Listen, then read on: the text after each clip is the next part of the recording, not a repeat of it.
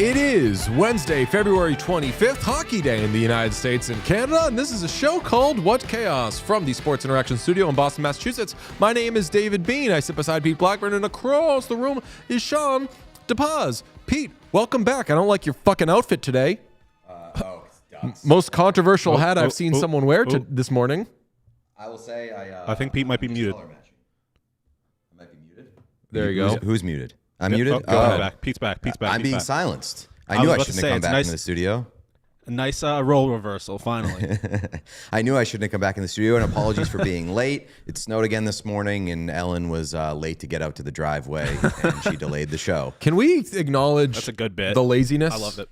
At some point, when are the lazy allegations going to catch up to Ellen? I She mean, doesn't isn't shovel at the rate shoveling- you wanted her to Isn't shovel. shoveling, isn't picking up the dog poop. It's just... I'm going to have to look into a lawyer. I'm on light oops moratorium after yesterday's episode. I saw it this morning. I saw it had like 5 seconds on it. And I was like, I just pressed clear and I went about my day. It didn't feel as good. Fuck you, Sean. I mean, the fact that people don't know my girlfriend. She has similar opinions to Pete, oddly, but a similar vibe to Sean in that she'll lay low until she hears something that's fucking egregious and will be like, fuck off. And your reaction, Sean, to oops yesterday was how I knew that my neurodivergence was maybe peaking past the charming levels that whatnuts have come to know and love.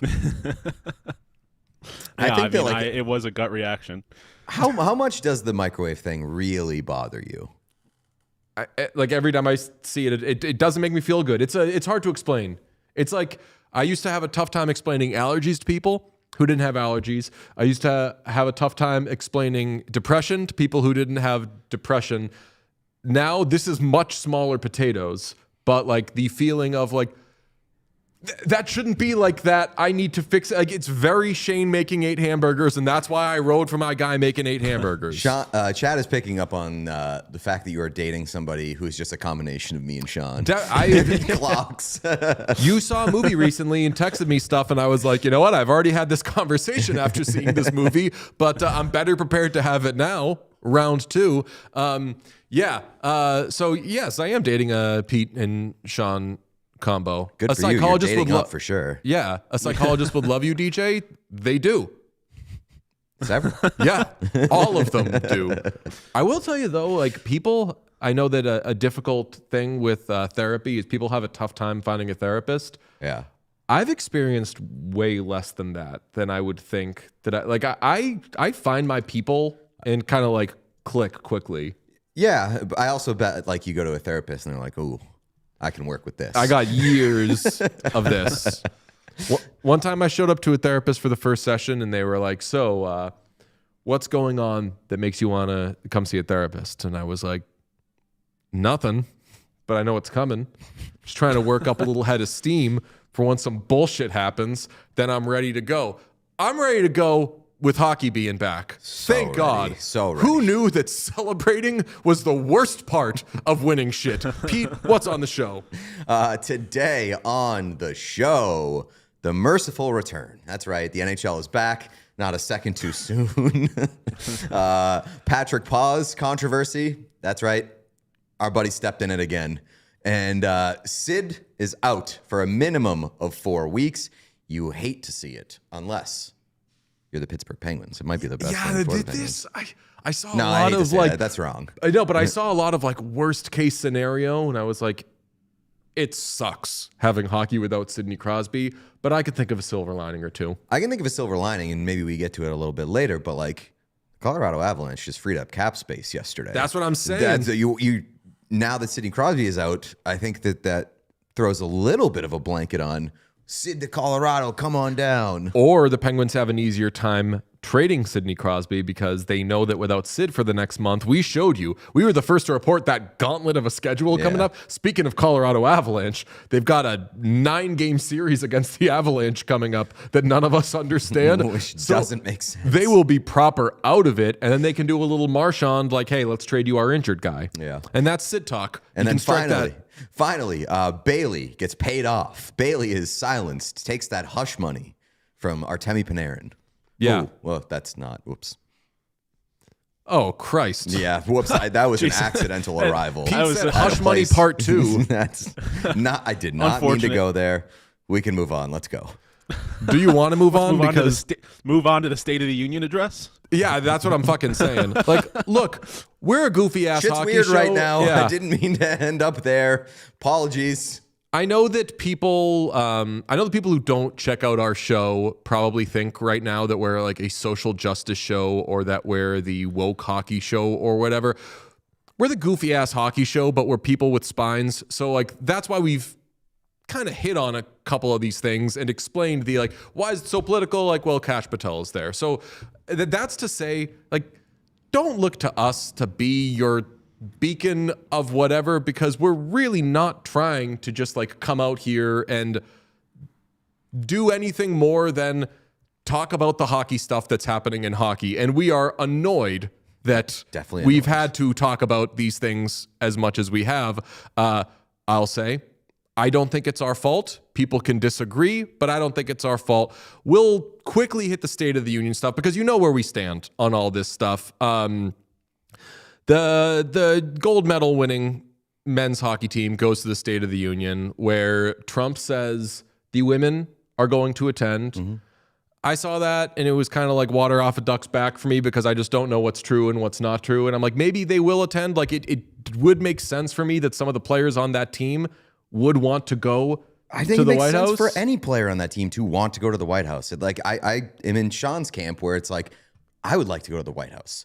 I don't blame anyone for turning down an invite to the White House. I don't think going to the White House and being celebrated at the White House is inherently political most of the time. Yeah, most of it. I saw people like tweeting, like even people I like Butchie tweeted out a picture of the Knights visiting with Biden. And I'm like, yeah, just like, I don't feel like having the conversation with you because I know you're a smart guy. Like, not the same thing because they're not wearing. If there was Biden merch and anyone wore it, you're the biggest fucking loser in the world. Yeah, I mean, okay. Wearing a politician's merch is crazy. Yeah, like a politician having merch is crazy. Yeah, exactly. Well, I don't think it's that crazy because it's marketing and campaigning, so it's not that crazy. But I just think campaigning it's weird for what? to buy merch from a politician. Okay. This is his second term. There's nothing to campaign for anymore. No, if you think that this is the end he's got like 11 more terms. Quickly, Sean, throw up the Caroline Leavitt picture, the press secretary. Okay, so that's the press secretary with some players, which like, again, normally whatever you go and you're American, you're happy to be at the White House, whatever. Like Jack Hughes complained yesterday that, quote, everything is so political and said people are so negative out there. They're just trying to find a reason to put people down and make something out of almost nothing. And he's wearing fucking Trump hats. So like, again, I don't want to be doing this. I don't want to be talking about why this is political and that this is political, but like Jack Hughes, love you, mean it. We're all looking for the guy who did this. Just like, don't wear a fucking Trump hat and people won't say this is being made political. And maybe it's that you're being used or whatever. Like, I don't really care about the chicken egg thing at this point right now. I just want this shit done with. But like, RIP in peace to the let's not make this political crowd. That's all I'm saying there. That's also like the primary reason why I was annoyed with the Kash Patel thing to begin with. And I hope that I made that clear in the initial episode. It's like if Kash Patel wants to be there in the background, whatever. I'm not going to give a shit. But it's like it's knowing that where the discourse was going to lead and that it was going to be made political and a thing that should have been unifying. Everybody should be celebrating Team USA together right now. And it's just fucking so annoying that we have to be so split and it has to be such an annoying issue that people want to fight about. I don't want to fight about it. I'm so fucking annoyed. And that there's this like, I don't think that anyone's like excited to make it fucking political, but like a lot of the like, don't make it political, don't make it political people. I think I've learned that what they mean is let them make it political and pretend no one's making it political and just pretend it isn't, which is fine. Like, I would love to fucking I pretend a lot of shit doesn't exist so I can sleep at night. So God bless you, I guess. But like, we're all looking for the guy who did this.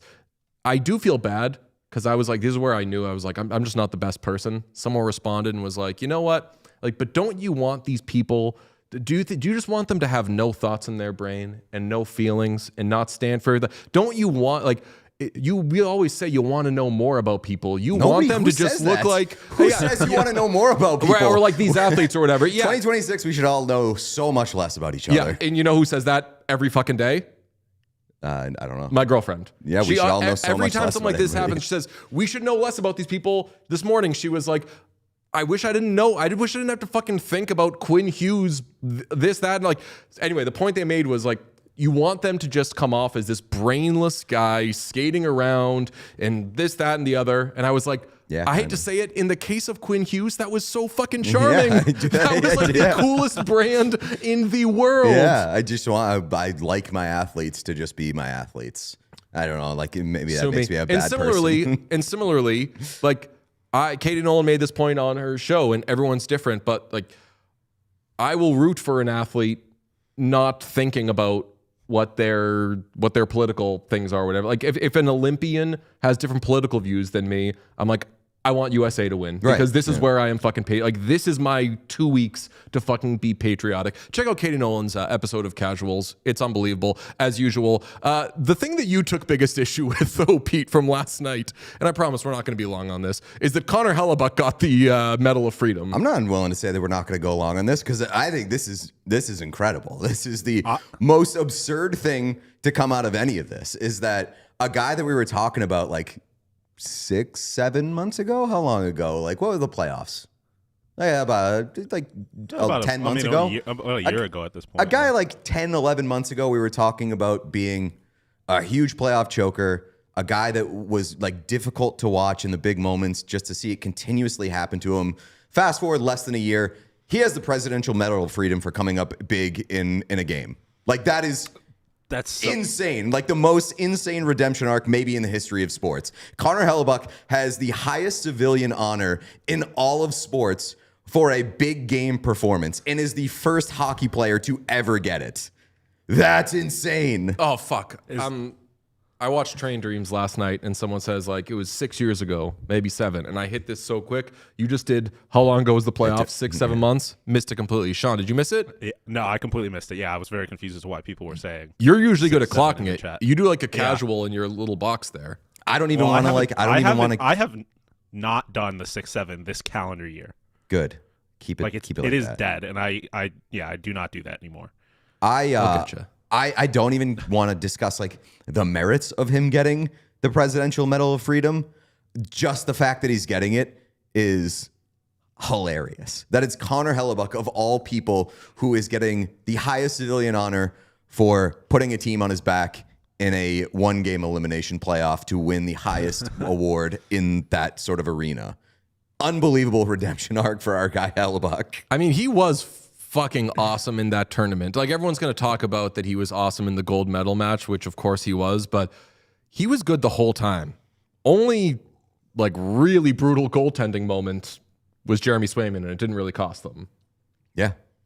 I mean, that's hilarious. But did you name the company he joined? No. So like, there are other athletes that have won Presidential Medal of Freedom. Michael Jordan, Muhammad Ali, Magic Johnson, Lionel Messi, Babe Ruth, Tiger Woods, all have Presidential Medal of Freedoms.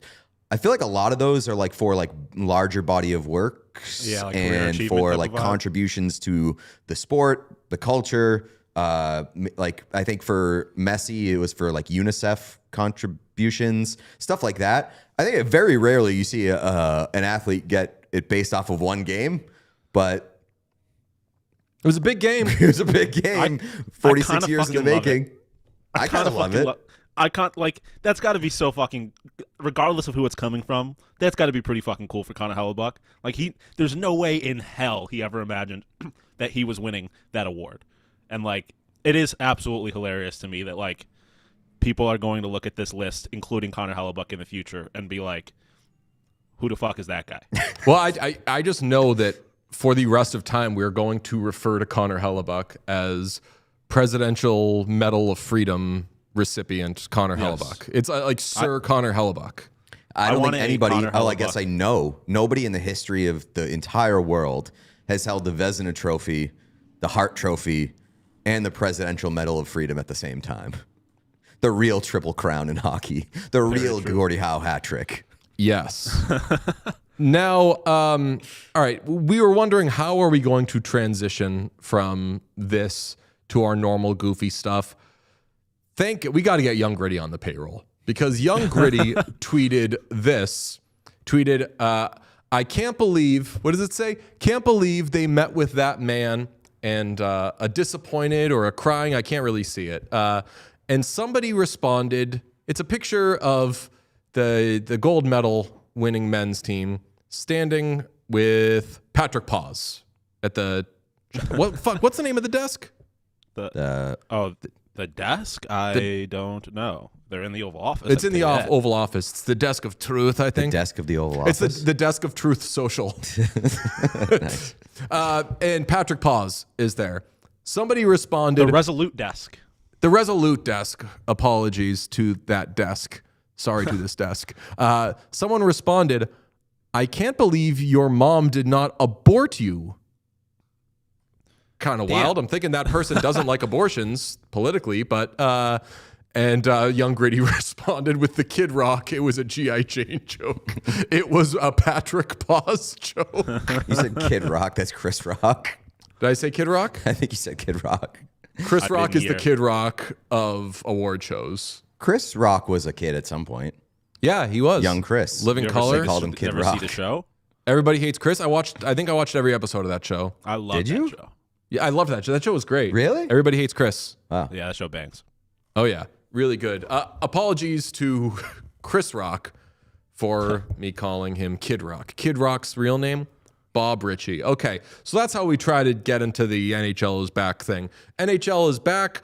Sidney Crosby is out for at least a month. The team the Penguins announced this morning that Crosby is out for at least a month. This is peculiar because, thank you, chat. Chat is hammering the oops. The oops becoming a bit in chat anytime any one of us like slightly missteps is the best. Yeah. We should, Sean, we should get the Parappa the Rapper drop. We should play that on the 24-hour stream. We're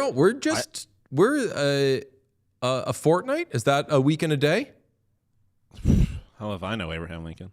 Okay. We're 8 days away from our trade deadline stream, which is 24 hours. During that time, maybe we can play Parappa the Rapper. A fortnight is 14 days. A fortnight is just 2 weeks. So Sid's Sidney out Crosby for 2 is out. Yeah, Sid is out for 2 fortnights, which is interesting because he's still one of the best players in the league. The Penguins are second in the Metro. As I said yesterday, though, they're still only 5 points ahead of the Blue Jackets for the second wild card spot. So Penguins are in it. We've always felt this way. They're in it for now. They're in it until they are no longer in it. And yesterday they traded Brett Kulak for Samuel Girard and a pick. They have $39.6 million in cap space. So if they want to add now with Sid out, I think they can do it. But something Pete tells me with that gauntlet, which is over the next month, they play the Colorado Avalanche 33 times. They have a couple of doubleheaders in there. I think they're more likely to trade off more pieces than to add. Would you agree? I don't know. Like I feel like they're not going to throw in the towel, but I think that like based off of the Kulak trade where you're kind of taking on a cap dump to acquire assets, that like the bigger picture is the focus here for Kyle Dubas, not just this season. I saw some AI slop this morning, man. Same. With the Jason Robertson was it the one. Stars thing? Yes. Didn't hate that AI slop. What? That was so bad. I did not watch the whole thing because I refuse to willfully consume an entire piece of AI content. I would love Jason Robertson to the Penguins. Yeah, if though. somebody could have done that, if someone could have animated that. What do you mean, no, Sean? You don't want Jason Robertson on the Penguins? Keep him the fuck out of my conference. I don't want Jason Robertson over here. Stay over fair. and fuck up the Central. But you think that Dallas, if they are trading Jason Robertson, which like I would be, my first choice is for Jason Robertson to stay in Dallas because I like him in Dallas and I really like Dallas and I want to see Dallas make a push. If they do trade him, I wouldn't hate seeing him go to Pittsburgh, and like Dallas is going to want him probably out of the conference if they have the choice. He is one of those guys, and I mean, him being with Sid and like being able to open that window a little bit further for the Penguins. Give me that. Give me that. I wish the Sabres had the ability to do things because God damn it, would I love Jason Robertson, the Buffalo Sabre. I feel like the trade deadline is going to be fascinating. Oh yeah, Fascinating. And Robertson, like, do we have any sort of feelings on if he does or does not get traded? I guess like I wouldn't be shocked, but I don't know how you do it if you're Dallas. Yeah, exactly. Especially without Mikko. You're trying to win a Stanley Cup. Right. That too. I mean, unless you think that Mikko is that big of a loss and this season is just fucked now because their division is so tough. No. Which is I agree. That. That's would be an insane take. But like the Dallas Stars should win the Stanley Cup. Like I know that they shouldn't because they're in that division, blah blah blah. But like you can't trade. It's like the Sabres with, I mean, to a much lesser extent, but the Sabres with Alex Tuck. Like even if he's going to leave at some point, respectfully. Yeah, no, but I'm saying like even if you think he's going to leave at some point.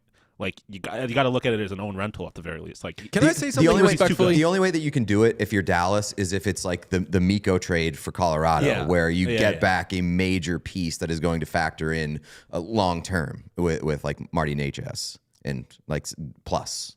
DJ wants to say something disrespectful. I have so many teams, and by so many I mean I can think of like two, but I have so many teams other than the Colorado Avalanche, who are going to win the Stanley Cup coming out of the West, that even though the Avalanche are awesome this year and have been the best team in the NHL, we're going to talk about them in a few minutes. Avs fans, you're going to fucking love it. It's going to be fantastic. When you say, like, oh, you know what, they shouldn't win the Stanley Cup because they're in that division, like, absolutely, yes, they can, and they should feel that they should. Well, that's what I'm saying. Like, that's what I mean. Like, they should win the Stanley Cup in the same way that the Avs should, the same way that the Wild would, but it's impossible to say that any team in that division should win the Stanley Cup when they're going to have to go through the other two best teams in the league, was my point. But like, yeah, point taken. I agree that like the Stars, Avs, Wild to me are all the same team in the sense that like they should all win the Cup. Chad does raise a point. Like Robertson is in the final year of his deal, but he still has RFA rights he's an after RFA. This year. So like, they don't have to walking. feel the push of trading him right now. They would be crazy. I mean, I understand. Like if the Kraken want to go trade Shane Wright, sure. But as far as like trading your young guys, and granted Robertson is far more established than Shane Wright is, you're winning because of Jason Robertson, Dallas. Don't do anything stupid unless there's a name that we don't know about. Like, what is the name out there that, or probably not out there, that makes sense for trading Jason Robertson? Off the top of my head, I really can't think of one. I would say like the closest you could get based off of the names that have been flown out there, Robert Thomas. Robert Thomas. But like, are the Blues going to do that? Like, are the Blues going to trade Robert Thomas to a division rival? It's a risky deal. I have some Robert Thomas talk that I could slap on another team that I may have teased we're going to talk about coming up. But like, yeah, if I'm the Stars, it's got to be a name that we haven't heard before, because all the names that I've seen out there, like obviously the deadline, like what are the big names right now? It's like Vincent Trocheck, Dougie Hamilton. What's that? No, just the Vincent Trocheck is fascinating to me. I'm just like he's fascinating to me too, buddy. Why? I feel like in a weird way the Olympics, like despite all the conversation about him leading into the Olympics, rose his stock. I feel like. Yeah, for sure. And like I really don't. I hope that the Olympics and the discussion around Trocheck and the Olympic team does not give anybody the impression that like Vinny Trocheck is a bad player. Like, oh no! If your team trades for Vinny Trocheck in a playoff run, like that's awesome. It was just like the there are better players than Vincent Trocheck that you could bring to the Olympic team, but I think that Vinny Trocheck absolutely solidified and justified his inclusion on the team with his face-off performance, his defensive performance, and sort of the identity that he helped bring to that team. And I mean, I saw a list of the best players who could get traded at the deadline yesterday, and number 20 on that list got moved yesterday. So with all due respect to Brett Kulak, if Brett Kulak was the 20th best player that is out there, it's showing you that it's not going to be a bunch of world beaters. It's going to be even worse in the offseason. I mean, I guess it's all kind of, and Trocheck is obviously signed up, but if there's a terrible pending unrestricted free agent class, which there is because all the good players, the Eichels, the McDavids, the Kaprizovs of the world already got signed up, then that the deadline is also probably pretty bad. It's going to be those players that are left over that haven't been signed yet and players who teams are willing to move off of because they've got maybe a year or two more on their contract than their original team would like them to have. So, I don't know. I think that it's going to be a fascinating deadline as well, but, beggars can't be choosers here, I guess is my point. And if you can go out and you can get a Vincent Trocheck for your team, and this is how we'll transition to the Colorado Avalanche, by all means, that's a good addition. Let's talk about the Avs, okay? Avs make this trade yesterday. They now have $10.8 million in cap space because they moved Girard to bring in Kulak. 37-9-9. Best record in the NHL. I think the Lightning are probably their only real competitor for the President's Trophy. Although, do not let the President's Trophy trick you into thinking that a team is maybe something they're not. We've been burned there before. Which is to say, you win the President's Trophy, you're a fucking awesome team. You win a President's Trophy, it doesn't necessarily mean it's your Stanley Cup to lose. So I will say, if you're calling the Wild their only competition for the President's Lightning, Trophy, I would. That's what I meant. The Lightning, their only competition for the President's Trophy. I will point. I would agree in terms of how good the Lightning have been, but they have the same amount of points as the Hurricanes and the Wild, and the Stars are 1 point behind them. Interesting. How are we doing on save percentage, on win percentage there? The only teams I saw that were 700 plus were the Lightning. Yeah, they have more games played. Yeah. So anyway, right now it looks like a 2-team-ish race, but those things can change. They were 3-4-1 before the break. They kind of limped into the break, and maybe they were getting ready. Maybe old Nate was practicing missing nets in those games, and that's nothing. I said maybe they were losing those games because they were getting ready for the Olympics, so Nathan MacKinnon was practicing missing the net. That's why they were losing the games. I do like how much I've seen that highlight of Nathan MacKinnon just absolutely sailing one for the Avs since he did that for Team Canada. Wait. I don't like the takeaway. Even as an American, I don't love the takeaway from the Olympics being that Nathan MacKinnon sucks at hockey and can't hit open nets. Oh, I've seen a lot of people. Anybody that thinks that is ridiculous. But I've seen people who I think couldn't have named a single person on either roster the last few days being like, Nathan MacKinnon couldn't have just fucking hit that shot. Could have all been saved a lot of bad days on social media. I do have to ask the question while we're talking about missing jokes. Did either of you clock during the episode yesterday when we were in the Patrick Laine discussion, and then I tied a bow on it by calling him a big natural bust? I did not catch that. Chat was like, how did nobody say that? I didn't want to bring it up on the show. I'm happy that the chat clocked it. So thank you, chat, for acknowledging the joke. Okay, well, anyway, great record, limped to the Olympic break. I'm a pro Avalanche guy. No one liked the Avalanche last year. Only me. Okay, let's remember it, friends. Oh, Sean did. I always forget. I was gonna say you erase me every time in this conversation. Every time I've picked the Avs to win the Stanley Cup every year for the last decade. Bad blind spot. Oops. Okay, hand up. Oops. They lead the league in PDO, which is shooting percentage plus save percentage. And Pete, how would you explain PDO for the very casual or new hockey fan? What's it a metric of? It's a metric of luck. It's a metric of you're getting more saves than you should probably expect, and your shooting percentage is higher than you should expect. I think that the landing spot, typically normal, is around 100, and so if you're 108 or whatever, you're expected to come back down to earth a little bit, and if you're at 90 or even lower than that, you're being looked at as an unlucky team that probably will get more breaks coming up, and the universe will even things out. So 100 is where you want to be, or what is normal, but it's tighter than that this year at least. Like the worst PDO team in the NHL is kind of hilariously and obviously, if you think about it, the New Jersey Devils at 96.88. So like that is how close, like that's not far off from 100. But sometimes it's not bad luck though. Like sometimes you just have bad goaltending. Sometimes you have bad goaltending, and sometimes you just like convert on your opportunities because you have an offense that doesn't value quantity instead of quality. And in the case of, so the Avalanche are the number one PDO team in the league at nearly 103. Okay, and some of that I don't always see. I'm like you. I don't always see PDO and say, well, that means that this team is fake.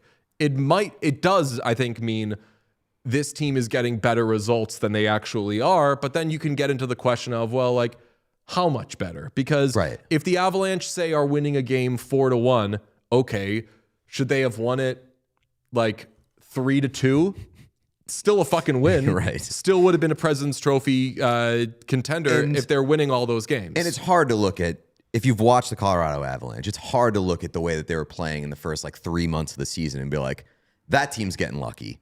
They were running circles around teams. Well, that's the thing though. Like they were beating teams badly that maybe they shouldn't have been beating as badly. Yeah, but to your point, like still wins, still spiritual wins, even if they weren't as lucky or dominant. So the league average shooting percentage, which is percentage of your shots that go in, is in usually like 10, 11, 12, 13. It's in the 10 to 13% range this year. The Avalanche have 5 players above that, including like important players like Brock Nelson and Martin Necas. I'm going to take the Necas thing out of it because he always, I think, has a high shooting percentage. Like some players, like Morgan Geekie, they have like above average shooting percentages because they're good shooters and they score a lot of goals. Like that, like Morgan Geekie has defeated shooting percentage. Okay? Yeah. That man was diagnosed with a shooting percentage and fucking beat it. Yeah. Okay? Shout out to Morgan Geekie. Brock Nelson is having the highest shooting percentage of his career. Okay? What is it? I had it and I just wrote down the names of players who are having the highest shooting. Oh, his is like 23.2 or something. It's insane. It's Sean. You could check. I want to say that. Well, what is it? No, I'm checking. I haven't word. People are complaining about the Necas pronunciation. A countryman told us that he's shooting 23.2. You shooting 23.2. Oh, I nailed that. Nice. Good memory. I stopped smoking pot. 23.2 is very high. Okay, and that is the highest. What? That just caught me off guard. Such a narc thing for me to say. I have a good memory because I don't smoke pot. I don't even have an opinion on it. It just caught me off guard. Nice one. All right. Brock Nelson, highest shooting percentage of his career and like an astronomical shooting percentage. It's nearly a quarter of the shots he's taking are going into the net. God bless. That rules. That's not going to hold up. Martin Necas having the second highest shooting percentage of his career. Parker Kelly has the highest shooting percentage of his career. Here's a wild one. Nathan McKinnon is having the highest shooting percentage. I don't know why I keep saying has the highest shooting percentage of his career by far. He's at a 16.4% clip. His next best was 13.7% in 2017-18. I like the goaltending of the Colorado Avalanche. So the PDO of it all, the how save percentage factors into the PDO for the Avalanche, I do like the Avalanche's goaltending, okay? Mm-hmm. Thumbs up there. And I obviously like the high-end players on the Avalanche that I just named. But they are having better luck this season. So yeah, but how much of that luck is made? Is like that's what I always go back to. How much of that luck is made? How much of those players have higher shooting percentages because they're getting themselves in positions to convert on their shots, and the way that they run their offense is just hard to keep up with for any other team in the league? Like that's my question, and I think it's a fair question. I think that's a fair question too, but Do you think that they're going to stop making their luck when those numbers go down? Is that going to be them just like playing so much harder that when they're not shooting 25%, that it'll be... Here's how I would counter that. If their luck comes down at 5-on-5, are they going to continue to have like the worst power play in the history of hockey? Fair. Like, where's the room for that to improve and for things to even out? Yeah. That should be going way up. But they're due to... What, Sean, what are you sending me? You're sending me the... It's Marty Natchez' Olympic pronunciation. The Olympics were the best thing that's ever happened for clarifying how to pronounce hockey players' names, and Alyssa Liu's name. Liu, not Lou. He does definitely more of a Martin Natchez. Natchez. Yeah. Natchez. So when someone told us how to say it, I think that us repeating it back because we don't have all the same sounds put a little more emphasis on like ass because ass is part of it. Ass is part of it, but you say it a little, but they say it a little softer. So like Martin, the emphasis is definitely more on the nay. It's Natchez. Natchez. Yeah, but it is definitely like an ass. It's like Natchez. Okay, I thought of like a way to say it right, but I don't want people to be practicing saying bitch ass all the time. It's like kind of like Natchez. Martin Natchez. Anyway, yes. I agree that their power play has to be better at some point. Maybe it will be, but we've also seen teams. The Bruins won the Stanley Cup when everyone was like, the power play has to get better at some point. How can the power play be this bad? You've got these players who score so many goals 5-on-5. They're one of the best offensive teams in the league. Like, you can't just be this bad on the power play the whole time. Remember what happened? They won the power play didn't improve. It just never got better, and they won the Stanley Cup, and everyone was like, damn, that's kind of crazy. So good points all around. What do we think, though, the Avalanche are when all are said and done? Because part of this also is that they have over $10 million in cap space, and I think they need a center. We'll talk about who maybe they could get, but like assuming they get a center, I don't even know if they need a center. Like really, yeah, I believe in Jack Drury and Parker Kelly. Like I like those guys. Would it help to have one? Like yeah, for sure. I think I would get a guy who can play center. You know who I would love for them? Center insurance. You know who I would love for him? Who? Bring him home. Ryan O'Reilly. Ryan O'Reilly. There are two bring him home guys that would be very awesome. Nazem Kadri and Ryan O'Reilly. I'm glad you said it. I feel like Nazem Kadri is an infinity stone. They lost him. They couldn't figure it out since they lost him. And as soon as they get that motherfucker back, they're going to be... He was so they're already good unstoppable, there. But they're going to... Oh, man. I want Nazem Kadri back on the Avs so fucking bad. He was so good there. And then when he got his bag in free agency, it was one of those situations where you're happy for the player, but you know it's not going to be the same. So like him going back there would be incredible. I mean, that's been that's been my thing. They've been hunting for Nazem Kadri since the second he left. And every fan base has a player like that. I'm curious, Avalanche fans, it has to be Nazem Kadri for you. But like, do you remember when the Red Sox traded Doug Mirabelli for, I forget who they traded him in part of a deal. Yeah. And like halfway through the next season, or like 3 starts into the next season, they were like, please come back. We fucked up. We have to trade for him. And they got a fucking like police escort to bring him back because they could not play another game without Doug Mirabelli. Well, that's a case of like he was the only person who could catch Tim Wakefield. So that, for Bruins, like, is it Jerome McGinley? Jerome McGinley. That's the name that I attach myself to. It's like, I don't know if it was just the disappointment that they didn't win with Jerome McGinley and he never won, but like, but he was like the perfect Bruin, should have never left. And he got his bag from Colorado, and you're like, damn, at your age, getting 3 years, like, I can't blame you, but I will miss you. Yeah. Sean, who's yours? Has any player ever left the Buffalo Sabres? Not that I can remember. I will say we didn't talk about this quite enough during the Olympics. The amount of, and I think it was just twice, but Eichel to Thompson, that hurt my soul. I want Jack Eichel to be a Buffalo Sabre still. There's a lot of Sabres fans who disagree with me, but I would like one of the best centers in hockey to still be on my team. Did somebody in the chat, they're probably joking, we can be duped. We're stupid enough to be had. Someone said the Leafs want Nazem Kadri back. When the Avalanche got Nazem Kadri, he was His stonks were down in terms of how annoying people were when they talked about Nazem Kadri, because he would play the Boston Bruins in the playoffs, lose his mind, and eventually the Toronto Maple Leafs had to be like, look, we draw the line somewhere with players who fuck up in big moments. Kadri, get your ass out of here.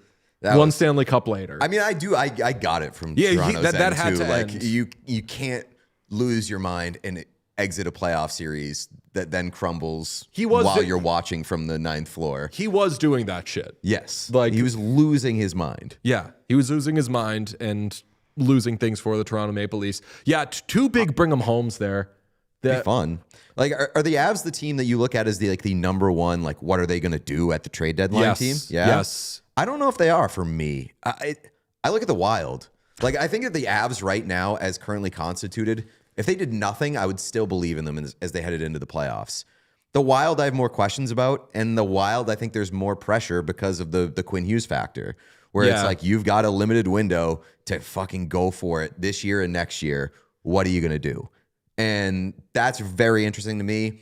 I also am fascinated by the Detroit Red Wings, because the Detroit Red Wings, you got to get back to the playoffs. I just don't believe they're going to. I know. I agree with you. Like, I don't know Here's if Stevie Yzerman's big move. Yeah, I don't know if Steve Yzerman is going to be like, okay, the pressure, I'm listening to you guys. I will make a big swing. But, like, I've been looking at them for 2 years. I'm still looking at them. Yeah, like. And Petey, like, what's Elias Pettersson? Like, Elias Pettersson going to Detroit would be a lot of fun for me because of the Swedish connection with him and Lucas Raymond. Like, those two played pretty well together at the Olympics. Lucas Raymond I feel like robbed from the Detroit's got to Olympic go All-Star after team, Elias by the way. Pettersson. Say again? Lucas Raymond was robbed from the Olympic All-Star team, by the way. He was not on it, and he was the second most productive forward in the entire tournament. We love Lucas. Thought that was insane. I was focused on other shit after the Olympics ended. Yeah, fair enough. I mean, make it about the Sabres, but, like, I'm fascinated to see what the Sabres are going to do. Like, I feel like Jarmo wants to make a stamp, and we saw what he did in Columbus. So I don't know how they're going to make big swings with their current cap situation, but I'm fascinated to see what they do. Where does Robert Thomas go? If he goes anywhere, like Detroit. Like, if you're not getting Elias Pettersson, Robert Thomas in Detroit would be incredible. Robert Thomas in Buffalo would be incredible. Yes, I think there. I mean, there's Blues connections. That's for sure. The Sabres Blues connection, alive and well with Tage. I mean, literally any top six forward for the Buffalo Sabres will do it for me. Someone said that there is a lot of chatter about Elias Pettersson to the Kings. I have also seen that. I haven't heard. We're not plugged in on any of this stuff yet until people text us after the show and say, here's what's really going on. Am I allowed to say that, like, Elias Pettersson to the Kings scares me because I don't know if they have enough dog in that locker room? Yeah, you're allowed to say that. I don't know if they have enough dog in that locker room. And Elias Pettersson, like, the biggest kind of stink on him is that, like, he doesn't have that dog in him. And after we love this player, they have an experience with trading for and highly compensating a center with dog in him questions and allegations, and it did not work well. And they dumped that player. Are you saying Phil Deneau? PLD. Oh, PLD. Yeah, right. I forgot until now that PLD in LA happened. Yeah, I haven't heard that name in Kopitar's ages. a dog. Kempe's a dog. I think you could say, like, Doughty's a dog. Perry's a dog. CeCe How many other dogs you got there? I like Cody CeCe. He's not a dog. Oh yeah, he's a dog. He has dogs. He has a dog. Yeah, he has. He's a dog owner. He has a couple dogs. He's a dog owner. Sean, do I have the CeCe jersey behind me? Do you? Yeah, looks like it. There you go. Damn, I gotta start wearing these fucking things, man. It's so insane to me that I have more Kings jerseys than I have Sabres jerseys. Like, I have multiple. That's Kings wild. jerseys. Sean, I started getting to work on the Kyle Okposo jersey yesterday. Oh, really? It's gonna look. I feel like you two doubt me so fucking much on that front, and maybe you should, but it's gonna look so good. It is absolutely. It would be blind loyalty to expect that you're just going to be able to create a jersey. That doesn't seem like an easy thing to do. It's not easy, but I got like My whole apartment now is just like big ass like measuring things and everything. I was gonna say it looks like a sweatshop. Yeah. The Kings absolutely do need to go get a center of some sort of repute, though. Yes, I mean, now that they've gotten Panarin, it sucks. They didn't know that the Fiala thing was going to happen. Yeah, but not taking the Fiala thing out of it. Like, Anze Kopitar's retiring, and you traded Phil Deneau. The center depth, which was like the big strength of your team for a while. Can I interest you in a lightly compensated, but not lightly compensated Vincent Trocheck? Yeah, I mean, like, I think that he would be a good addition to that center team. with term. Easy. Yeah. Make it happen. That's trade talk. One more trade thing I wanted to hit. Jonathan Toews told The Athletic that he will not waive his no movement clause. So forget it. If you think that you were getting Jonathan Toews at the deadline... Sorry seriously, to disappoint stop. you. Seriously, stop. You're talking about teams trading for Jonathan Toews, and it's not okay because it's not going to happen. So, like, if you're talking about getting Jonathan Toews on your team, a lot of people are doing that. I've seen a lot of people being like, we're just one Jonathan Toews away from really bringing this thing home. Hockey Twitter has been crazy the last couple of days with my team needs to trade for Jonathan Toews talk. And I'm like, everybody calm down. Let's just enjoy the hockey and leave Jonathan Toews out of this. I think this is a great decision from Jonathan Toews to say that I'm not going anywhere because Winnipeg is his home. This is a nice little homecoming. And number two, you prevent people from finding out what you're worth on the open market. And I don't think that Jonathan Toews wants people to find out what he's worth on the open market. Chat is, I love that the chat just plays along, immediately jumps into like, okay, top option is off the table now. This isn't an insult to Jonathan Toews, or it's not intended to be an insult to Jonathan Toews. It's the unfortunate reality. Jonathan Toews is no longer a good hockey player. Right. It's that no one was thinking about trading for Jonathan Toews, I don't think. But he was asked a question and he answered it. This was the most interesting part of it, though, and now maybe we will lightly laugh at Jonathan Toews. He says, quote, I don't even know that we're not a playoff team. There are so many situations where all little things that could go wrong did. We're going to find a way to make them go right. A little PDO talk from Jonathan Toews. I will say the Winnipeg Jets are the only team in the National Hockey League with a player who has a Presidential Medal of Freedom. True. That is very true. Also, I feel like, just because they haven't won Stanley Cup doesn't mean that they can't take a fallow year either. They've been really good. Their harvest prior to the fallow year might not have been quite as bountiful as the Florida Panthers harvest, but they were still producing some corn. Now we've cracked open the fallow year bit. It went from a serious thing to now it's a fun bit. They were still starving. Like they harvested their crops and they were still starving. And it's taking like a year off while you already entered into the crop season starving is not a good idea. Nobody in Florida, nobody in Fort Lauderdale is starving. 2 years of bountiful crops. They look, and like I said, it's like corn. They make a lot of it, and then nobody wants that shit, so they just gotta fucking burn it or something, like they do with corn. I think that's a thing with corn, right? Like they there's burn too much corn? of it. I don't know if they burn it, but I think there's too much corn, so sometimes they just got to get rid of that shit. They put it in the microwave for like 30 seconds too long, and then like even the good, nice pieces have that little taste on it. Chat, please stop. Please stop. I know this is the second straight day in which I've done the accidental like baby voice, the duets, whatever I didn't even notice it. I didn't either. The hockey week. Please stop. I'm sorry. The best part of the chat. We got almost 1,000 Mackenzie people in Weegar. here. We're not getting away with shit. I said off the top of the show, like, sorry, MAGA crybabies, we are an agriculture show. Sean, that was some of your better. I love applying fallow year to any team. Like, Jets are a funny fallow year. Yeah, they're just taking a year off. The New Buffalo York Sabres Rangers have fallow been year, taking a year off. The Buffalo Sabres have been trying to find corn or trying to plant a harvest on like the rockiest soil of all time for the last 20 years. I could never take a year off from Prize Picks because I like to shoot my shot on there. Get $50 instantly in lineups when I play my first $5. Know what I'm saying? That's right. Prize Picks is now giving you $50 in lineups when you sign up and play your first $5. Prize Picks makes every dunk, every dime, and every board that much more exciting. So don't miss this chance to get started on America's #1 app for sports picks. Prize Picks is the place to DFS. Think of it is that nice little caffeine-free Diet Coke with a squeeze of lime in it. Yeah, I've been doing that from time to time. That accompanies the meal that is a nice sporting event. It's just a nice little way to enhance it, okay? Prize Picks is simple to play. You just pick more or less on 2 to 6 player stat projections. If you get your picks right, you could cash in. Pick from all your favorite sports, anything from basketball, baseball, hockey, UFC, soccer, college basketball, tennis, golf, esports, and more. And new feature alert, Prize Picks now has early payouts. If your player gets off to a hot start, you now have the option to cash out those winnings before the game even finishes. Download the Prize Picks app today and use code WhatChaos to get $50 in lineups after you play your first $5 lineup. That's code WhatChaos to get $50 in lineups after you play your first $5 lineup. Prize Picks. It's good to be right. Got some good content out of the LA Kings yesterday. No, they didn't trade for Elias Pettersson, but maybe that's coming. Artemi Panarin, I'm still laughing at the way that you phrased this at the beginning of the show. Brutal. Artemi Panarin got traded to the Kings. Wears number 72 or wore number 72 because 72 is taken by our friend Bailey from the LA Kings.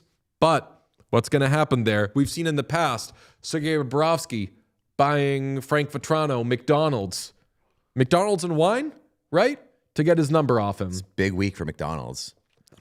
Huge 24 hours. They got McDonald's at the White House. Dude, I almost asked in the beginning of this. What? You're so pissed? Yeah, because I don't. You don't want it to be cool. It sucks when you have to face your own flaws and own McDonald's buffet will get me every time. Yeah. It's going to get me every time. I don't care who's giving it to me. As long as I don't think that's just poison, it's going to get me every time. I don't know. I like it. I would love a buffet at McDonald's. I do find it funny that the Make America Healthy Again thing is also paired with we're feeding the best athletes in the world. Just horrible stuff. That was my other thing. I love McDonald's, but I know that it's horrible. Yeah, that was my other thing. Was when the Clemson guys got it, A, they're college kids. Mm-hmm. B, their season was over. How often are NHL players eating McDonald's in the middle of their season otherwise? Brother, you never knew Michael Ryder. Let me tell you about Michael Ryder. That guy was inhaling McDonald's. And I'm sure there's certain guys eating Subway and Flamin' Hot Cheetos. So it doesn't necessarily prevent you from being at the top of your game. No, I know. I'm curious how many, because I know that there are hockey players that don't necessarily take the best care of their bodies, and that's probably true for every sport, but I don't know, I feel like Tage Thompson, for example, he's not eating McDonald's very often during the middle of the season. And I'm not saying boots. We do know that Zach Benson was quite a bit, because when we talked to Rasmus Dahlin, he was like, brother, you got to stop eating McDonald's 4 days a week. Yeah, so maybe some of the younger guys are eating McDonald's during the season, but yeah, I guess it's not a very old team, so maybe a lot of these guys are, especially Austin Matthews. They got poutine at the McDonald's up there, and that new Drake meal. He's probably hammering that shit. Austin Matthews looks like he eats McDonald's, respectfully. I've seen people in chat though question the quality of the buffet of a McDonald's, and that is something that I would be concerned with. We've had the discussion about how fries don't really hold up, not a lot of shelf life there. And if you're getting lukewarm McDonald's, that's why I don't like to do Uber Eats McDonald's. Yeah, because you get it by the time you get it, it's it's 50% as good as it should be.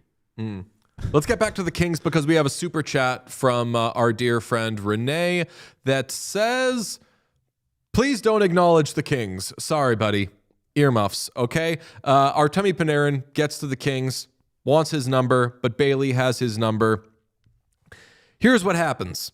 Artemi Panarin, apparently, per the Kings, has bought off Bailey, has given Bailey a real Rolex. I was told that's a real Rolex. A real Rolex to wear 72. Now, you see in this hug, and if you do have any more pictures, Sean, is that it? I have these ones as well. Okay. Bailey's wearing the 72 as well. Mm-hmm.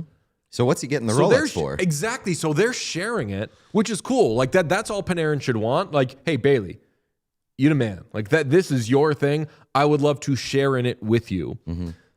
But shouldn't he have to pay less? Or is Bailey saying the price for 72? 2 Rolexes. And then One Panarin we can share, says 2 you can have it. Can I just, what if we cut it in half and just give you that kind of awkward one Rolex? And then you can only have one for each, you have to pick which hand to wear it on. Let's say the left wrist. And then I get to wear 72.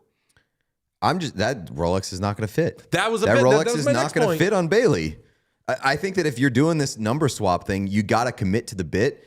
That Rolex has got to be worn by Bailey, the mascot. That's what I was just... Not the man or mascot. the woman in the suit. That's got to be worn by the mascot at games. Got to fit on Bailey.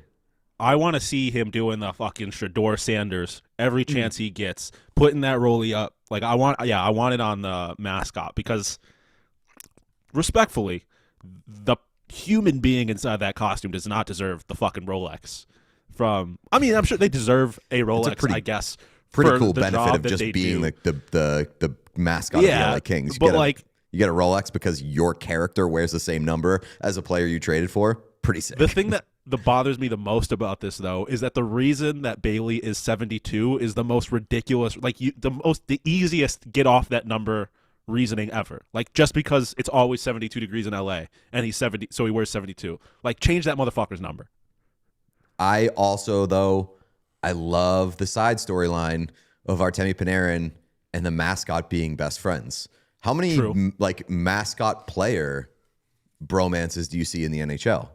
That's not many. I need to. Like I said the other day, I would like to see Bailey just wear a Panarin jersey now. I think that would be cool. If you're gonna be best friends, wear your best friend's jersey. Man, right? Yeah, that sharing the number between two best friends. That is like my new favorite storyline of the season. Yeah. I can't stop thinking. Actually, do you have the picture, Sean, of Bailey? It's kind of like a prom photo almost. It's Bailey holding the box open. And then Panarin is, that one on the left.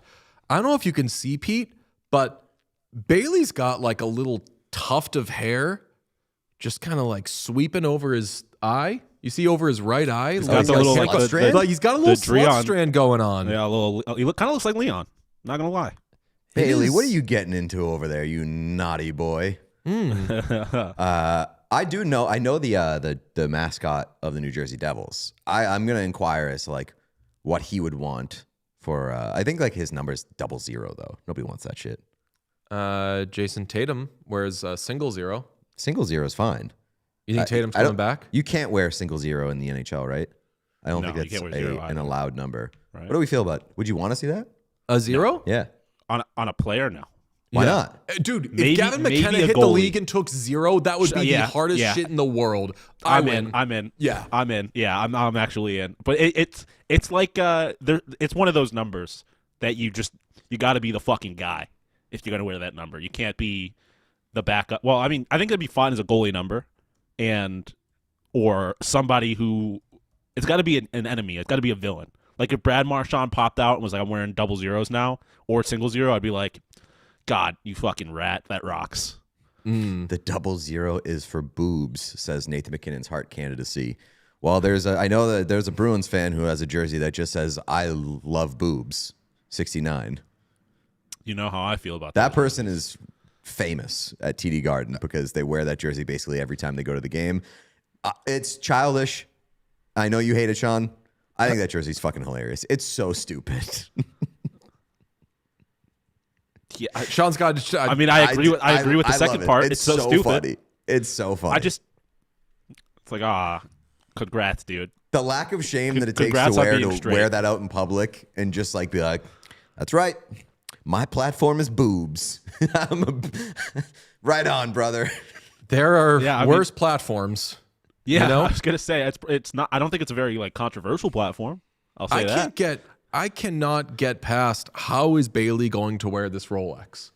I've texted a King's source. I'm waiting for a fucking explanation. Why are you so confident it won't fit? That's a big ass. Yeah, he's got. But he's got wrists. Also, if it does fit, it's going to look like the daintiest watch you've ever seen. Bailey's got. You've seen Bailey. Bailey's got you need to get him forearms and wrists. Yeah, you do need to get him a big face rollie. Exactly. You got to get a real big one because proportionally, it's going to look very, as Pete said, It's going to look dainty. Now, Bailey could also do the thing that people do. Sometimes they'll wear a ring around their neck. You know, they'll make it into a necklace. Yeah. Do that. With a watch? That's the size of relative. That Rolex is like the size of a Bailey ring. So he could do the ring necklace thing there. I just want to see more adventures of Panarin and Bailey. Like, that's got to be a content series. And then Panarin, Panarin already signed. I was going to say Panarin leaving in free agency, but then like taking when Bailey they play, with him. when they play the Kings the next year, like, hey, is it going to be weird to see Bailey again? Like, oh, we got dinner. We had the day off here, so we got dinner last night, and it was good to talk to him and everything. Like, do the former teammate thing, but it's just Panarin and Bailey. Would absolutely love that. Would also absolutely love to see some hockey tonight. Sean, do we have 10 games? We don't, but we have fucking games, and that's all that matters. We have 18 teams playing. That is 9 games, Julianne Moore. Oh, yeah. Are we missing we one? don't. Well, nope, we have 8 Nope, games. I so did we have the 16 games playing. Hand up. Oops. Oops count. Do we got Oops. 10 games? No, we don't. We have So we 9. must have 9. Nope, Except we for the got fact 8. that we don't. Okay. You have at 7 p.m. Eastern, who better to kick it off for us than the Buffalo Sabres in the City of Champions? Actually, no. They're in Newark, New Jersey. They're in the worst state in the country. Yeah, no, they're playing the Devils. I'm so glad it's the Devils, though. It the fact that their best player also is coming off of the biggest binge of his life. I think it cancels out the Tage, Jack Hughes cancel each other out a little bit. Are we willing to call this a week 0 matchup for the Buffalo Sabres? Couldn't you argue that the Tage and Jack Hughes already are canceled? Yes, you could. Flyers at cancel. Don't cry, everybody. Flyers at the Capitals at 7 p.m. Eastern in the United States and Canada. You got the Maple Leafs taking on the Lightning in a you wore that jersey yesterday matchup because they kind of had the same jerseys. The Kraken take on the Dallas Stars. At 9, you've got Colorado Avalanche at Utah Mammoth. This is such a good slate. The Jets at the Canucks. Respectfully, who cares? The Golden Knights at the Kings. Now we're talking. You can catch that on TNT, as you can also catch the Leafs and the Lightning on TNT. And then, what a tuck. 10:30 p.m. Eastern in the United States and Canada. The Edmonton Oilers visit the Anaheim Ducks of Anaheim. Look, I don't care who's playing, who's not playing. This is an A. It's an A because it's back. It's an A because it's back, and also like pretty good games at good time slots too. Good games, good participants, and good structure. Yeah. How do we feel about resuming our regularly scheduled hockey schedule, like timing wise? I'm gonna miss the fucking daytime hockey. I'm gonna miss having my nights. I'm gonna miss grinding Arc Raiders until midnight, and I'm just happy to have hockey. I would like. So here's the thing. I would like an 8. No, I guess I'd still do a 6:10 game every day, and it's your choice. You want to wake up 6:10 a.m. And because if we got into like, okay, we're gonna do like the 10:40 games or whatever, that would fuck up our show. And That's yeah. But it's regular season. We don't always watch every game. What if we did like weekend crazy schedules? That'd be fun. Like F1. I know Sunday should have more like day-long slates. Sundays and Saturdays, but particularly Sundays. I am very glad that our show schedule is not as fucked as it was during the Olympics, but I did like having hockey. I like sports, mix in like a 4 p.m. puck drop. Give me a little That's not spicy enough for me. I like baseball is the best. Early season baseball when you're getting like 1 p.m. games on a Tuesday, that is what I live for that shit. Give me a 10 a.m. game on a Saturday or Sunday. That's like Sunday morning cartoons, except it's hockey. Yeah. Okay, Sean, hit me with some super chats, would you? Yes, we still have a SI to do as well. Yes, exactly. All right. From TS Films, seeing Zach at the State of the Union was sad and confusing. From Renee Maldonado, please talk politics before any Kings chat. Renee also says, where was DJ's girlfriend on January 6th? Yes, if she has similar opinions to Pete, It's a good question. Sammy says, Hockey 101 idea. Trade draft building team explanation vid before the deadline or in a live show. Thanks for the great shows. Excited that the NHL is back. Fuck, that is a good idea, and we should do it before the deadline. We've got a busy few days. We have a lot of time before the deadline to fill I was going to say airtime. Yeah, we could just do it on our show. Yeah. I don't know if we could do it on the 24-hour stream. Yeah, that's what I was going to say. Oh, we yeah, have yeah. a lot of new people here. I don't know how many people realize that we do 24-hour stream Thursday to Friday, leading up to and just past the NHL trade deadline. Yeah, so when is the actual fucking weird deadline? It's at like 4 3 p.m. p.m. I think Friday. it's 3 on 3 Friday. p.m. Friday. 3. So I would assume that we would do like 5 p.m. Thursday to Yeah, 5 5 to 5 p.m. is what we've Friday. done. We went 5 to 5, yeah. We'll put out. Sean's going to be in studio tomorrow. I don't know if you know this, Sean, but Yes. we're gonna make a little promo for that tomorrow. I have a real conundrum. What? I want to go see Dan Soder on the Friday of the trade deadline. At night, I'm going to go. And- You You're can't gonna do go? that. Yes. You are. I love Well, Dan Soder. I think he's hilarious. I don't know if there's a single human being on Earth who could get on stage and keep me awake after the 24-hour deadline stream. We can I do find the out. same thing. Make Each of it the, I content. guess that's true. I want to see Dan Soder. I keep getting fed ads for him in Buffalo, and I kind of want to see him here. But Do that. yeah, but I think it's this weekend, so I can't because we will be together. But I do the same thing every year.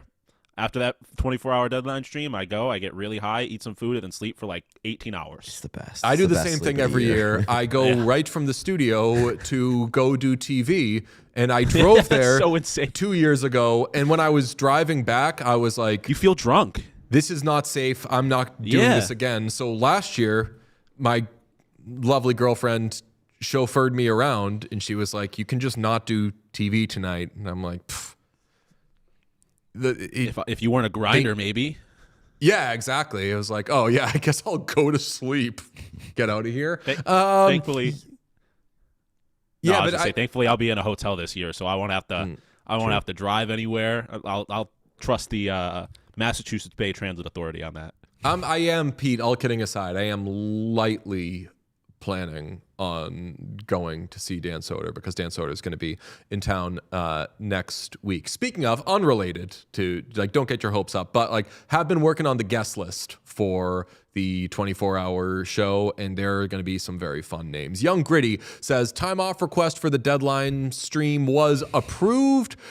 Doing the whole 24 hours, what does this mean for Nathan McKinnon's Medal of Freedom candidacy? We should start people talking like- about that. Yeah, people like Young Gritty are the people that hang out for the full 24 hours are sickos, and People I do love it. them because we always get those people. And I also love the early morning when we get like the Europeans hop in the chat because it's like it's midday for them or whatever. Like that shit. The 24-hour deadline stream was the best thing we do. I think the French might excuse themselves this year after how much shit we talked about them during Don't the want Olympics. Don't want them. No. We're going to put out a call for the French at peak French French redemption YouTube hours. stream watching hours. We're going to like put it. You can pay to have like targeted. We'll make a promo thing Just and to France. pay to have it shown more on Instagram in France. Bonjour. Do you want to know where Vincent Trocheck is going? We should just do French hour, and we wear like turtlenecks, have Oh the yeah. baguettes. We'll just do the Finer Things Club. Yes, I'm into Just that. smoking cigarettes. Yes. Yeah, long In- ones though, bro. Long with ones the holders. No, you Yeah. guys would be French. I'll be Quebecois, and we'll just not understand each other the entire time, despite speaking the same language. Sounds good to Perfect. me. Nathan McKinnon's heart candidacy says, I have ticks for Devils versus Sabres tonight, but I don't know if I want to go. I don't know if I'd be able to have fun, but don't want this to ruin my favorite team for me. Joy is defiance. Do not let these motherfuckers Yeah. take your joy from you. Go to the Ex- fucking hockey game. And I'm not saying that aggressively, but like, don't let these motherfuckers win. You only get so many things that you get to enjoy. Yeah. Don't let politics. Listen, ruin. I was gonna say this earlier. Like, if Tage hits a fucking one-timer from the dot like he does on the power play, I'm still gonna get hyped up for that. I'm not letting anybody rob me of my joy. That's right. Beautiful. Outer Space Location says Panarin, Laferriere, Kempe is top line right now. Makes me think Kings might trade Byfield. QB is back on Kopi's wing. No way. No way. No way. I don't think they're trading Quentin Byfield because his stock has never been lower. Is that right? I'm not sure what his year is. I don't looking think like. he's had a very good it's year. been pretty quiet. Yeah. Yeah, but I don't know what his numbers look like, but he's been pretty quiet. I mean, he's one of those everybody on the players, Kings too. has I been was pretty gonna quiet because they say- score 1 or 2 goals a game. Quentin Byfield has 11 goals, and I mean, he's on pace for roughly the same-ish season he had point-wise last year, maybe a little less, but yeah. But I feel like he's one of those players now that's like he's got to be like a guy. Like he's been in the league for a few years. Like I also a don't hold it star. against him because he's a product of the system that he plays in, Yeah, too. that's very true. But I just you don't- can't how trade a much- guy like that because he's not delivering what you thought he was going to get when he's playing in a system that values defense over goal scoring. Yes. But still, like, I guess good GMs will understand that, but like, I still don't think his value is all that high compared to where it's been years prior when he was a little bit more of an unknown. If I'm another GM, I hope that Quentin Byfield has like 6 games without a point and gets healthy scratched, and I can call them and be like, look, I'm going to give you a lot for this fucking guy and get that done. But it's not going to happen. Kings would I don't be know that. crazy. Are you giving up a lot for Quentin Byfield Yes. right now? Yes. Oh, Like, yeah. a lot? Yes. Like what's a lot? This Like to a me, first top prospect plus. Them trading Quentin Byfield would be like when the Bruins traded Tyler Seguin, which is like, we thought this guy was going to be awesome, and we've seen signs that he's really good, but he hasn't been awesome yet. So, and the Bruins had other reasons to trade Tyler Seguin, but the teams should line up and be like, we will give you so much for him. Yeah. Man, Stars didn't really end up having to do it, but come on down then. I want the Sabres to be blacker, and Jordan Greenway is not a part of this team's future, so we need Sean, somebody. Can I ask you what we talked about this a little offline? Did you see what the NHL shop has Oh, yeah. for Yeah. 3 more days? Yeah, probably for only 3 more days. Yes, their Black History Month section. They have a Which Black is History Month buy a section black on player's NHL.com, and you click on it, and it's like, want a Darnell Nurse jersey? Quentin Byfield? Autographed Seth Jones thing? It Pretty is a cool. sad state of black hockey that Darnell Nurse is like top billing for black hockey players. Fuck off. Darnell Nurse rules. Darnell Nurse does rule, but like I want a superstar. I want a black superstar, and we don't really have one of those right now. Can I interest you in Darnell Nurse's father, Richard Nurse?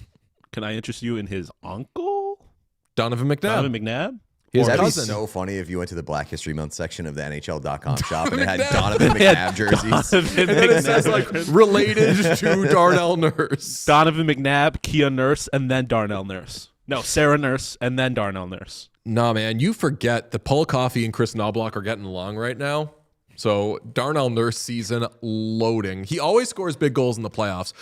One of my favorite side stories, by the way, is Paul Coffey of it all, because like I keep seeing things like there are a lot of people that aren't happy about him returning to the bench, and Paul Coffey is one of them.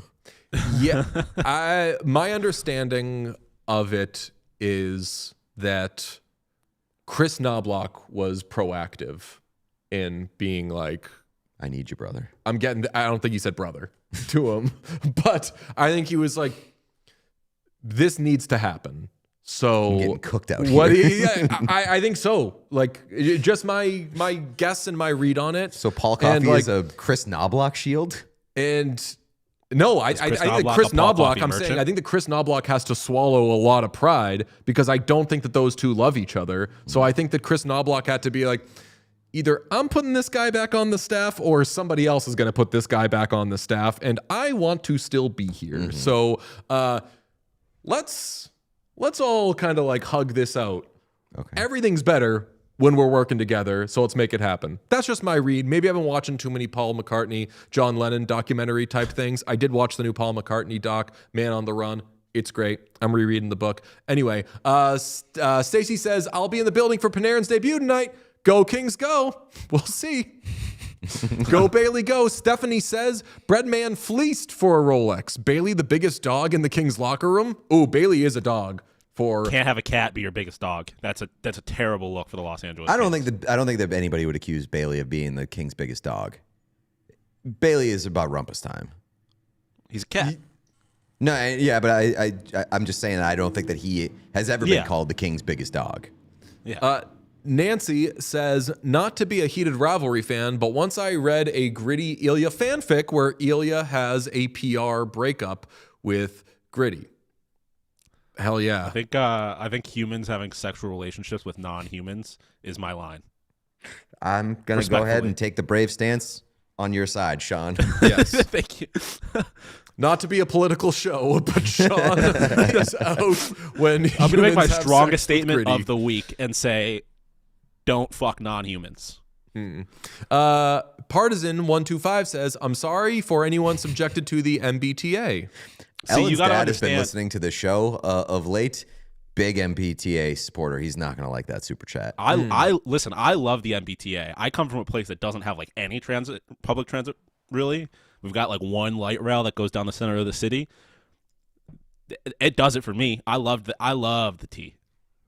We're going to Philadelphia this weekend, and we're taking the train. Shout out I'm Amtrak, so man. excited for the train ride to Philadelphia. Oh my goodness. Keep reading, Pete. CCTV cough and flop. CCTV Cough and Flop says staying up for the full 24 hours means you get to experience things like the raw hour in real time. The 24-hour stream and sticking with it the entire time Pays off. You will never forget it. It is a The lifelong 3 experience. That like 2 a.m. to 6 a.m. like that 4 hours ish there is an absolute fever dream, especially if you've been up the whole time. Jude says, I know the SNL writing team is going crazy right now since Connor is hosting this week. Connor Story hosting SNL this week? Yes. Oh, right. That could go to some weird places. Plenty of material. Is that the last one, Sean? I believe so. Awesome. Okay, Thank you, everybody. Let's hit a sports interaction pick, and this is a fun one. It's brought to you by Sports Interaction Sportsbook and Casino. Every game is your game when you bet with Sports Interaction. Bet the action on every period, every shift, every shot with Canada's homegrown sportsbook, Sports Interaction. Ontario only, 19 plus. Please play responsibly. We've got 8 games. I nailed it. I know there's 8 games, right? Have the entire time. Yes, you are right. You were never wrong about that. I have known that there is 8 games, so 16 teams playing. 2 of them are the Oilers and Ducks, and they are playing each other. So when you said, what is your sports interaction pick today? I responded, the over in Oilers Ducks. And you responded, what is the over in Oilers Ducks? "Don't And I care." responded, just make the fucking graphic, Sean. Let me look that up. Don't care, Sean. It's the over, which turns out to be Valid. 7 goals. We do And love you're a still 7. taking it. I'm still Yeah. taking it. I mean, you got a good chance to push. Like that's a that's- nice I love part a about round. having the even number is that there is Yeah. the option to push and just get your money back. The price is kind of not amazing. It should for pay a little 7. better for a 7. But let's root for some goals. Like we're back in business. We've got a 10:30 tuck between 2 absolutely what the fuck are you doing back there defensive teams. Let's have some fun tonight. Worth noting, Please. this is the first Oilers game since. Do you remember what happened last time the Oilers played? This is a very long time ago now, so I understand. But it was a big topic of discussion on our show. Tristan Jarry got hurt? Probably. No, the Oilers played the Calgary Flames and lost, and it was a bad loss. And what happened after the game? Was that Ryan Lomberg talking his shit? I don't. Maybe had that could to have have also been. happened. Oh yeah, but the big thing was Leon Draisaitl after the game kind of called out everybody and was Right. like, "This shit sucks." That was the our Lomberg coaches, and he called out coaches like everybody. Leon's gonna do something tonight. Although he's like one of the few people, like superstar players in the NHL who are coming back from the Olympics and playing on a better line, respectfully. Like And a lot of are guys went to the kinda Olympics rested and they at had to this play hard, but they were playing with like other people. And no disrespect to Freddie Tiffels, that's my guy. But Leon's the one guy who could actually come back from the Olympics and be like, damn, I am fucking tuckered out. Buddha says, I hope Jackson Lacombe calls Draisaitl a bridesmaid on the bench. That would be so Please. funny. Yes. Jackson Lacombe just strutting his shit in front of Leon Draisaitl would be the funniest thing I've ever seen. We do have it's unconfirmed. Dostal playing tonight, maybe. That would be concerning towards the over there. He's an Olympic merchant. Yeah, that's right. We got a couple more super chats. Any more super chats, Sean? Just one, and it's not. It doesn't have a message. Okay, cool. But well, thank you to everybody who super chatted. Thank you to boy. Thank you to Sports Interaction. Get us out of. You got to wrap this up. Oh, yes. Yeah. Sorry. Every game is your game when you bet with Sports Interaction. From puck drop to overtime, bet with live odds on every play with easy deposits and payouts. Go to sportsinteraction.com/whatchaos to open an account. Ontario only 18+. Please play responsibly. Thank you to McDonald's. Thank you to Sidney Crosby. Thank you to Bailey. Thank you to Ryan O'Reilly. Thank you to Nazem Kadri. Thank you to Robert Thomas. Thank you to Leon Draisaitl. Thank you to Freddie Tiffels. Always thank you to Freddie Tiffels. Thank you to Pierre-Luc Dubois. Thank you to Elias Pettersson. Thank you to Bailey. Thank you to Rolex. Thank you to Artemi Panarin. Thank you to Quentin McDonald's. Byfield. Mm-hmm. Thank you to, what's that? McDonald's. I think I led with McDonald's. Did you? Oh, I missed that. Sorry. Yes. Thank you to the Black History Month section on shopnhl.com. Thank you to Jason Donovan Robertson. McNabb. Thank you to Jason Thank you. Robertson. Thank you to Tim Hortons for bringing up back roll up the rim to win. I'm gonna roll this up, and I hope I win like a free donut or something. Thank you to Eileen for crashing out once again. Your streak continues. Did not Just like this episode. 847 straight episodes in which we just have made your life miserable. God, Thank you for still being here. I want Jason Robertson to get traded so bad just No, to see. I'm sorry, it's so Eileen. I want to mean. see the Eileen. I want to see the Eileen crash out. It's It's so Bad mean. behavior. We've It's- seen enough crash outs the last couple of days, I Sean. know, We Sean. are fed. And quite frankly, I have a stomach ache. We have okay? hit the quota. I'm so We're sorry, okay. Eileen, but for my own selfish reasons. Thank you to Jonathan Taves. By the way, yeah, thank you to Jonathan Taves. Jeremy Swayman did say today we should have reacted differently to the president's comments about the women's team. So that's nice of him. Well, I liked his response. His response was, "I'm gonna come." Like, as long as that's making fun of Donald Trump, then I'm Yeah. fine with that as a response. As you said, if it's a joke, if it's an offensive joke, it better be a fucking funny one. And I think we all agree, lame ass joke from Trump, laughter, dumb, stupid, whatever. We Swayman have saying I'm us. going to come is a lot less offensive. Yes, we have slight breaking news. Tage Thompson has spoke about going to the White House. The rest of it I don't care about. The last line is, "It was very cool. It was a very cool experience and something that I will probably never get to do again." So we got to trade that guy. What the We gotta trade fuck? that guy. What the We fuck? got to trade. We got to trade Tage Thompson. What is Oh, Jesus fucking Christ, dude! Oh my God! what does that even mean? That's you can't say that. Tage, Of all dude. the What things evidence do you I have, was gonna. Tage Thompson, I was. that you are not going to win the Stanley Cup? even if he doesn't, he could be talking about. You can't he could say win another that. gold medal. He That could be too. invited to the White House in 2 years when they win the World Cup of Hockey. No, he's And going also, the he is Sabres can going win the to- Stanley Cup at some point. They're gonna make the That play- is a crazy thing to say.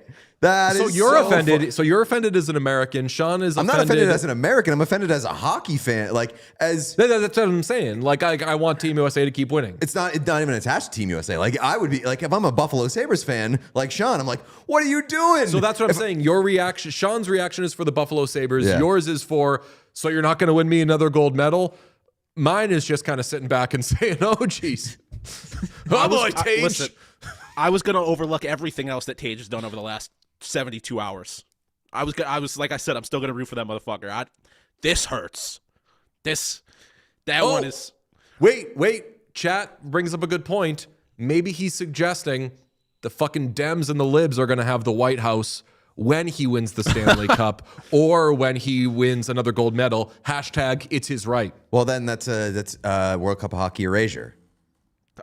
I think Eileen is pointing out that I deserve this because I immediately asked for an Eileen crash out, and 30 seconds later, I'm crashing out because the best player on my team, second best player on my team, respectfully, doesn't think he's ever There's gonna no win a way Stanley out of Cup. this. Whether you're a Sabres fan, whether you're a USA fan, like there's still the World Cup of Hockey in 2 years. Should be hoping to win that, maybe get an invite back. Like there's no explanation. You can't say that. That's such a bad thing to say. I am. Brother, I need that explained. I need that explained. I thought we were done That- with White House related crash outs. And then they saved the best for last. They were like, you know what? Let's get Sean on some Sabre shit while we're making everybody mad. Let's get Sean to pause on his Sabres. Let's get him there. Jeez. Sorry, Sean. Oh my God, I have an uneasy feeling in my stomach. Welcome to. I'm glad that's what got you there, Sean. Yeah. Okay. Thank you to Tage Thompson as well Jesus for providing Christ. that last little bit of fun content here on What Chaos. We got a big one for you tomorrow. Sean's going to be in studio. Can't wait. Talk to you then. Bye.